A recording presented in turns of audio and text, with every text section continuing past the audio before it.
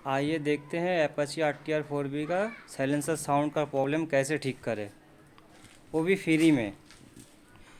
ये मिस्त्री लोग बोलते हैं आपको वेल्डिंग कराना होगा, ये कराना होगा, वो कराना होगा, 200 खर्चा 300 खर्चा। आपको कुछ खर्चा नहीं करना है। बस एक छेनी लीजिए और यहाँ पे एक होल्ड कीजिए और यहाँ पे एक होल्ड कीजिए और 2 स्क्रू को ऐड कर दे।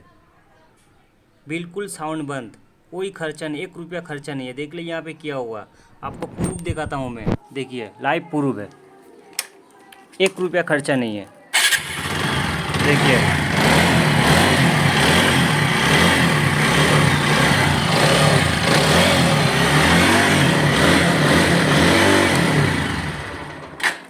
देख लिए दोस्तों, ये ऐसे करें आप घर बैठ के।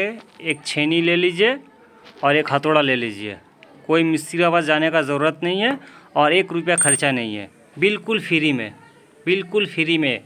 ये 2 स्क्रू लगाना है, बस एकदम फ्री।